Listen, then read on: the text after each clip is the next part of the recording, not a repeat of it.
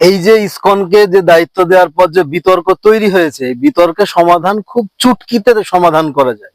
এখানে মূলত আমিষ এবং নিরামিষ খাবার নিয়ে একটা বিতর্ক তৈরি হয়েছে, সেটা চুটকিতে কিভাবে সমাধান করা যায়। আমরা তো শিক্ষক, আমরা স্কুলে বাচ্চাদের খাবার দেওয়ার ক্ষেত্রে দেখেছি, ইসকন দিক না খাবারটা, ইসকন খাবার দিক, সেই সাথে সাথে কিছু টাকা স্কুলকে দেওয়া হোক, কিছু ইসকনকে দেওয়া হোক। স্কুলে তো পরিকাঠামো রয়েছে রান্নার, সেখানে আমিষ, ডিম বা মাংস জাতীয় কোনো খাবার রান্না করে ইসকনের খাবারের সাথে বাচ্চাদের দেওয়া হোক। তাহলে তো মানে চুটকিতে সমাধানটা করা যায়। এবং বাচ্চাদের কথা তো ভাবা উচিত। আমাদের পশ্চিমবঙ্গের বাচ্চারা, এরা তো মানে এদের ইচ্ছা, এদের ভালোবাসা কোন খাবারের প্রতি, সেদিকেও নজর দেওয়া হবে। এখানকার বাচ্চারা তো আমিষ, ডিম এবং মাংস খেতে পছন্দ করে। আমরা দেখেছি স্কুলে যেদিন আমিষ রান্না হয়, সেদিন ডিম বা মাংস রান্না হয়, সেদিন সব থেকে বেশি বাচ্চারা খুশি হয়। তাহলে তাদের দিকটাও দেখা যাবে। এদিকে ইসকন সরকার যেটা মনে করছে ইসকন ভালো খাবার দেবে, তাই তাদের দায়িত্ব দিচ্ছে, ইসকনের খাবারটাও আসুক, আর এখানে কিছু টাকা স্কুলকে দেওয়া হোক, আগে যেমন দিচ্ছিল। কারণ এখন তো গভর্নমেন্ট অনেকটা ফান্ড বাড়িয়েছে। তাহলে সেখানে দাঁড়িয়ে রাঁধুনিরা এই আমিষটা স্কুলে রান্না করে বাচ্চাদের দিক, তাহলে তো বিতর্কের মানে চুটকিতে সমাধান হয়ে যায়। বাচ্চারা আমিষ প্রোটিনও পাবে, ডিমটাও পাবে, আবার ইসকনের ভালো খাবারটাও পাবে। তাহলে এখানে তো বিতর্কের কোনো থাকে না। এবার দেখতে হবে যে ওই ইচ্ছার মধ্যে, সরকারের এই ইচ্ছার মধ্যে কতটা সৎ এবং ভালো কাজ করার ইচ্ছা রয়েছে, এবং রাজনীতিবিদদের যে মানসিকতা যে আমি ভালো করব, ভালো করব বললে চুটকিতেই সমাধান হয়ে যায়।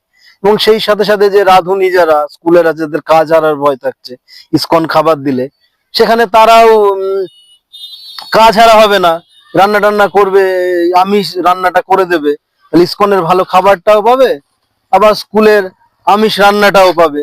তাহলে রাঁধুনিগুলো, যে গরিব মানুষ যারা এখান থেকে রোজগার করে করে, গরিব মেয়েরা যে রোজগার করে, তাদের রোজগারটাও বন্ধ হয় না। মূল কথা হচ্ছে সদিচ্ছা, এবং মানে কি বলবো, মানে গভর্নমেন্টের এবং প্রত্যেকটা মানুষের সদিচ্ছা, সততার উপর নির্ভর করছে। এগুলো কোনো ব্যাপারই নয়, সমাধান চুটকিতেই হয়ে যায়। স্কুলে বাচ্চারা কি বলছে? স্কুলের বাচ্চারা তো সব সময়, আপনারা জানেন আমাদের পশ্চিমবঙ্গের বাচ্চারা বেশিরভাগই তারা ডিম বা মাংসটা বেশি পছন্দ করে। কেননা স্কুলে তো আমরা দেখেছি যেদিন ডিম হয় বা মাংস হয়, প্রত্যেকটা বাচ্চারা আনন্দের সাথে খায়। হ্যাঁ, তাহলে এখানে তো ইসকনের ভালো খাবারটাও পাবে, অর্ধেক টাকা ইসকনকে দেওয়া হোক, অর্ধেক স্কুলকে দেওয়া হোক। স্কুলের রাঁধুনিরা আমিষ, ডিম এবং মাংসটা রান্না করে দিক, তাতে বিতর্কই থাকে না। কিন্তু ব্যাপারটা নিয়ে রাজনীতি বেশি হয়ে যাচ্ছে। সৎ ইচ্ছা বা মানে সৎ মতে, মানে মনের মধ্যে থেকে ব্যাপারটাকে যদি নেওয়া হয়, খুব সহজেই সমাধান করা যায়। আর এ থেকে একটা সাম্প্রদায়িক একটা রাজনীতির জন্ম হচ্ছে, সেটাও বন্ধ হয়ে যায়।